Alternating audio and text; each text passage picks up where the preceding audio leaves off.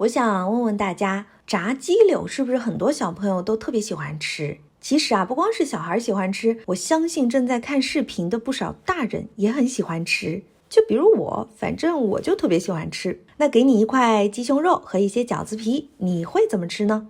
今天懒妹儿就给你带来了新的吃法。我先把饺子皮斜着切成细长粒，觉得自己有功夫的啊，可以用手来切碎。不过呢，我估计这人应该还没有出事吧。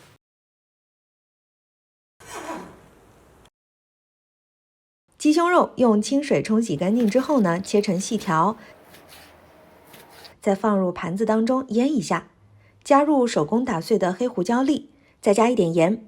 不嫌弃直接上手的，就直接用手抓匀吧。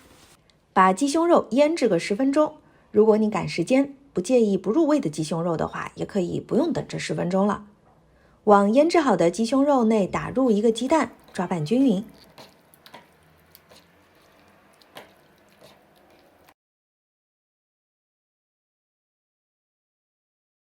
最后别忘记再加一点淀粉，抓匀了，使鸡胸肉的表面裹满蛋糊。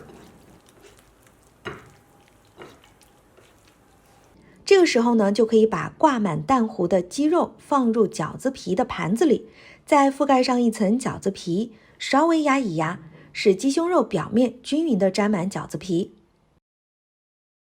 锅内倒油，油温烧至筷子放进去起密集的泡泡，就放入鸡柳炸制。划重点哦，这里的油温非常的重要，不然炸出来的不好吃。炸到鸡柳金黄酥脆就可以出锅了。看，一盘黄灿灿的饺子皮版的脆皮鸡柳就做好啦，喜欢的朋友赶快试试吧。